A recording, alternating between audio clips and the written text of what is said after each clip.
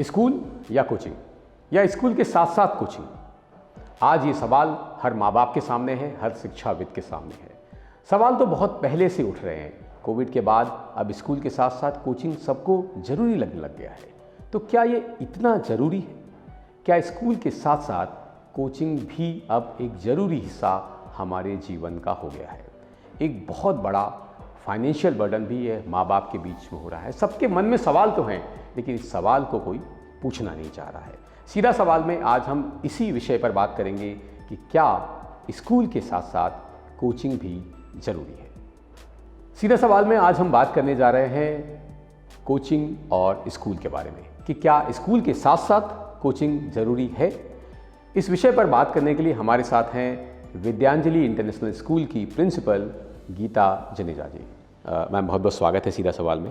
Thank you sir. और चूंकि हमारा फॉर्मेट है कि हम सीधे सीधे मुद्दे की बात करते हैं, तो मेरा मैम सीधा सवाल यही है कि क्या स्कूल के साथ साथ कोचिंग अब एक ज़रूरी हिस्सा बन ही गया है? जब हम जाते हैं स्कूल तो ये एक व्यवसाय नहीं है। तो आज हम बहुत सुन रहे हैं कि स्कूल इज अ प्रोफेशन भी है। यहाँ हम इमोशनली ज़्यादा मतलब, क्योंकि हमारे हाथ में स्कूल में एक बच्चे की पूरी लाइफ है जी। हमारे ऊपर जिम्मेदारी है कि हम एक बच्चे की पूरी लाइफ किस तरह से बनानी है, वो पूरी हम शुरू में जब बच्चा आ रहा है बहुत छोटा है, बिल्कुल ब्लैंक आ रहा है हमारे पास बच्चा, तो हमारा एक हर टीचर हर संस्थान का इमोशनल टच ज़्यादा है उससे जी। बहुत बड़ी जिम्मेदारी हम निभा रहे हैं कि हम उस बच्चे की भविष्य बनाने जा रहे हैं। जो आगे जाए जो भविष्य है वो स्कूली शिक्षा के बाद ही उसका तय होगा। तो सबसे पहले तो हम स्कूल को, कोचिंग में आप जाएंगे तो वहाँ पे आपको सिर्फ सही में वो व्यवसाय है, वो चीज़ें नहीं मिलेंगी आपको जो आपको स्कूल में मिलती है जी।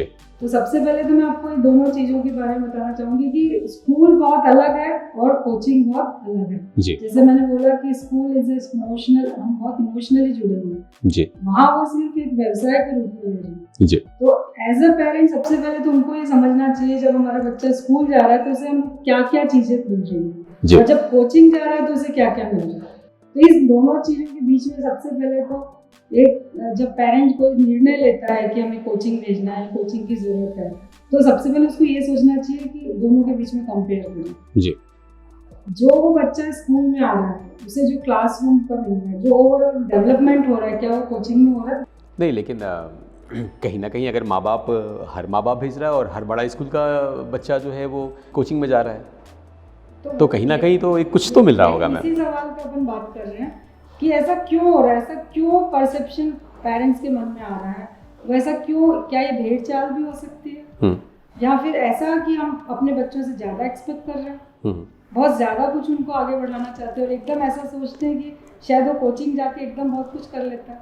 लेकिन एज अ प्रिंसिपल मैं क्या समझती हूँ, हर बच्चे का कैलिबर अलग अलग होता है, हर बच्चे का इंटरेस्ट अलग अलग होता है।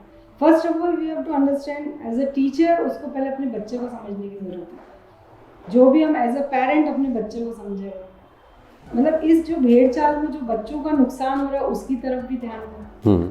कोचिंग ठीक है, वहाँ भी जाएगा बच्चा कुछ सीखेगा, लेकिन पहले बच्चे का इंटरेस्ट देखें इस चीज़ के लिए कि बच्चा किस फील्ड में जाना चाह रहा है। उस बच्चे पे हम कहीं अपना प्रेशर तो नहीं डाल रहे, क्या उस बच्चे में इतनी कैपेसिटी है कि वो स्कूल का लोड और दोनों लोड एक साथ ले जा सकता है जी। कहीं ना कहीं ये चीज़ें इतनी मतलब गलत डायरेक्शन में बच्चे को लेके जा रही है, जिसके कारण कई बच्चे आज बहुत सारी बीमारियों के शिकार हो रहे हैं, डिप्रेशन में जा रहे हैं। इतना लोग नहीं वो सहन कर पाते हैं कि दो जगह का उनकी हेल्थ इश्यूज आ रहे हैं, वो पूरे समाज को हर जगह सबको पता है।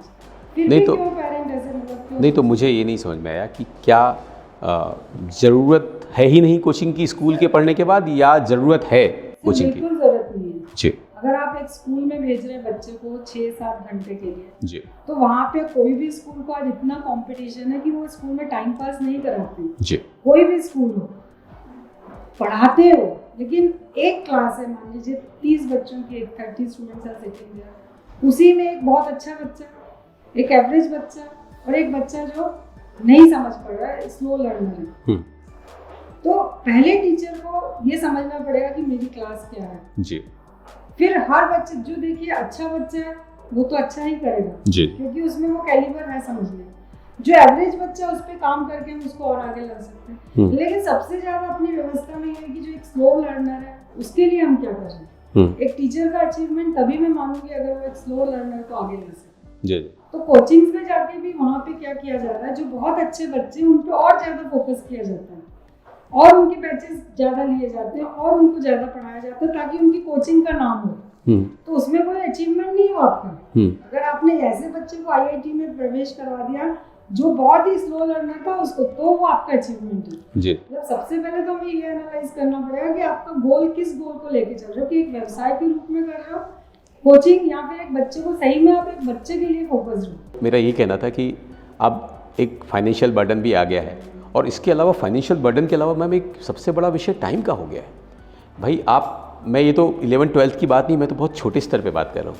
KG2 का बच्चा कोचिंग में जा रहा है, तो अब KG2 का या क्लास फर्स्ट का बच्चा कोचिंग में जाएगा, 5 घंटे स्कूल जाएगा, उसके पास 2 घंटे 4 घंटे कोचिंग जाएगा, तो सेल्फ स्टडी का टाइम कहाँ है?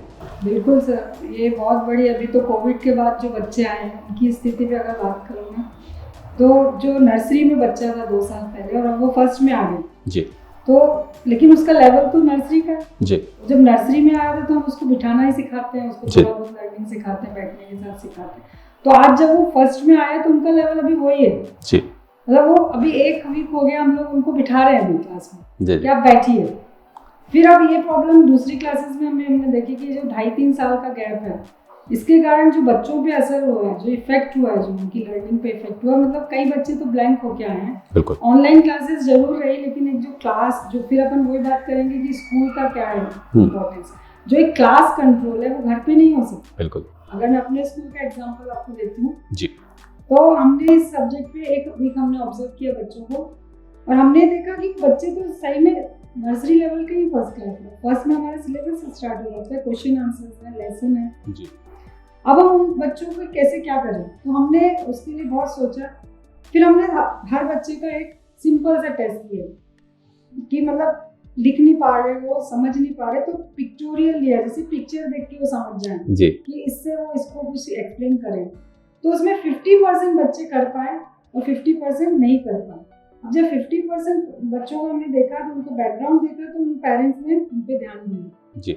उस समय जब ऑनलाइन क्लासेस हो रही थी तो उन पेरेंट्स ने उस पर पूरा ध्यान दिया, तो बच्चे आज कर पा रहे हैं। और कुछ पेरेंट्स की कुछ प्रॉब्लम्स होंगी, जो भी समस्याएं होंगी, उसके कारण उस समय वो बच्चों पे ध्यान नहीं दे पाए। तो हमने उन बच्चों को सॉर्ट आउट किया, एक टेस्ट लिया और उनके पेरेंट्स को बुलाया। अब हमने क्या प्लान किया, क्योंकि CBSE में भी इंटर्नशिप का भी चल रहा है, तो हमने कहा क्यों हम बाहर जाएं, बाहर से क्यों हायर करें कुछ भी, अपने ही बच्चों को 11-12 साल को हमने मोटिवेट किया कि we will provide you internship जी, आप इन बच्चों पे काम करिए। इसको एक चैलेंज के रूप में उनको खूब मोटिवेट किया हमने कि इसको हमको एक चैलेंज के रूप में लेना है, इन बच्चों के लिए काम करना है। ये तो इनका पूरा भविष्य, पूरा अगर अभी इन बच्चों को ध्यान नहीं दिया तो पूरा आगे तक ये लोग सफर करेंगे। अगर उनका बेस अभी हम जो सुधार, क्योंकि क्लासेस तो उनको सिलेबस वाइज लेनी पड़ेगी, फर्स्ट का जो सिलेबस है, सेकंड का वो लेनी पड़ेगी टीचर को। लेकिन अब हमारे सामने समस्या था कि हम इन बच्चों के लिए क्या करें। तो हमने उन पेरेंट्स को बुलाया था, उनसे बातचीत करी कि हम ऐसा ऐसा करने वाले हैं। इन बच्चों को जब 1-20 पे बच्चे, छोटे बच्चे जल्दी चले जाते हैं, तो हम बड़े बच्चों को रोक के 11-12 क्लास बच्चों को रोक के ऐसे इंटर्नशिप देके उनको मेंटर्स बना दें और पीयर टीचिंग करवा दें। क्योंकि एक बच्चे में जो एक हेजिटेशन टीचर से पूछने में होता है, वो बच्चे को अपने भैया दीदी जैसे उनको सेम ही स्कूल ड्रेस में रहेंगे वो, तो उनको लगेगा कि हाँ इनसे हम ज़्यादा अच्छे से पूछ सकते हैं जी। तो हमने एक पूरा प्रोग्राम सेट किया पूरा, और उसमें पूरे पेरेंट्स को भी इन्वॉल्व किया, पूरे अपने बच्चों को 11-12 के, और उसको हम चैलेंज के रूप में कर रहे हैं और डेफिनेटली हम उसको अचीव करेंगे जी। मतलब मैं आपको बताऊं कि आपने अगर नोट किया हो मैम के पॉइंट्स को, पहला जो मैम ने क्या किया कि उन बच्चों को, जो उन बच्चे कोविड के बाद आ रहे हैं, एक बड़ा गैप है, नॉलेज गैप है उनके, उस नॉलेज गैप को फिल करने के लिए मैम ने असेसमेंट टेस्ट स्टार्ट किया। उन असेसमेंट टेस्ट के बेसिस पर उनको लगा कि यहाँ पर किन किन एरियाज़ है जिन पर काम करने की ज़रूरत है, उन पर लेकर एक असिस्टेंट टीचर एक अपॉइंट किया टीचर्स के साथ में, साथ ही साथ अपने स्कूल के सीनियर जो बच्चे हैं उन बच्चों को तैयार किया उनके पेरेंट्स के कंसेंट के साथ, और वो बच्चे जो है उन बच्चों को गाइड करेंगे ताकि उनका जो लर्निंग लॉस है वो लर्निंग लॉस कम हो। तो एक बहुत अच्छा स्टेप है, आप भी अपने स्कूल में अगर चाहें तो ये स्टेप ले सकते हैं। अच्छा, इसमें एक और विषय था जो मुझे लगता है कि चर्चा होना चाहिए कि स्कूल का टीचर जो है, स्कूल के जो टीचर्स हैं, शिक्षक हैं, वही कोचिंग भी लेने लगते हैं। तो वहाँ पर एक बड़ा चैलेंज आ जाता है कि भाई ये स्कूल के टीचर हैं, यहाँ चलिए हमको नहीं समझ में आया तो मैं जाके कोचिंग में समझ लूँगा। और वहाँ पर भी देखा गया है कई जगह पर कि स्कूल में कम ध्यान दे रहे हैं और उनको लग रहा है कि ठीक है वहाँ आओगे तो हम पढ़ा देंगे। तो ये भी एक शायद कोचिंग को ज़्यादा जन्म दे रहा है। कोचिंग को जन्म भी दे रहा है और स्कूल में से क्या होता है, जैसे कुछ लोगों को ऐसा भी लगता है कि स्कूल में 35-40 बच्चों की क्लास है, टीचर अपना सिलेबस कंप्लीट कर रहा है। अब जब कोचिंग में जाता है तो थोड़ा पर्सनल अटेंशन, मतलब ये भी एक विषय है जिसको अपन चर्चा कर सकते हैं कि एक पर्सनल अटेंशन है। तो इसके लिए मैं कहूँगी कि क्या पेरेंट्स के आज, मतलब जो पढ़े लिखे पेरेंट्स हैं, क्या उनके पास इतना समय नहीं है कि 24 घंटे में से 1-2 घंटे अपने बच्चे के पास बैठ जाए, सिर्फ इतना करा दें कि जो स्कूल में करा है उसको रिवाइज करा दें? क्या हम ये नहीं कर सकते अपने बच्चे, क्योंकि ये अपना बच्चा है जी। क्या हर जो पढ़ा लिखा आज, मतलब बहुत सारे अपन 60-70% पेरेंट्स ऐसे जो एजुकेटेड है और 30% दे आर आल्सो लिटरेट जी। मतलब एजुकेशन और लिटरेसी, मतलब वो पढ़ लिख सकते हैं, समझ सकते हैं। Very true. तो क्या वो अपने बच्चे के साथ नहीं बैठ सकते? क्या वो पूरे 24 आवर्स में से 2 घंटे स्पेंड नहीं कर सकते अपने बच्चों के साथ? क्यों नहीं कर सकते? क्यों विश्वास अपने आप पे नहीं कर रहे और अपने बाहर बच्चों को बेच के उन पे विश्वास कर रहे हैं? अगर आप एजुकेटेड हो, आप जॉब पे जा रहे हो, शाम को तो बच्चा आपके पास है, आप जब आ जाते हो कि उसके पास सिर्फ इतना पूछ लीजिए आज क्या हुआ, उसके साथ बैठ जाइए, आपने होमवर्क कर लिया करवा दीजिए। सिर्फ स्कूल अगर 5th तक अगर बच्चे को सिर्फ इतना एक बार बेस करवा दें, उसको पढ़ के समझना सिखा दें, तो वो बच्चा 10th के बाद बहुत अच्छा करता है। एक इंडिविजुअल अटेंशन जो है उसके कारण जो है वो कोचिंग ज़्यादा चाह रहा है। किसी को कनेक्ट तो वो पेरेंट्स नहीं कर सकते इंडिविजुअल कोचिंग में। तो माइक पे मैंने तो सुना है कि माइक पे पढ़ा जी, रहे हैं 100 बच्चे, तो फिर वो इंडिविजुअल अटेंशन तो रहा नहीं वहाँ। तो मतलब वहाँ भी ऐसा नहीं कि हर बच्चा, अभी मैंने क्या बोला कि हर बच्चा क्रैक कर पा रहा है। आपने 1 लाख 2 लाख जो भी भरे ट्यूशन फीस के भरने के बाद भी कोचिंग की, क्या वो हर बच्चा को क्रैक कर पा रहा है? नहीं। तो वही होता है सर, हर क्लास में बहुत अच्छे बच्चे रहते हैं, एवरेज बच्चे रहते हैं और स्लो लर्नर्स रहते हैं, और कोचिंग में जाने के बाद भी वही लेवल है।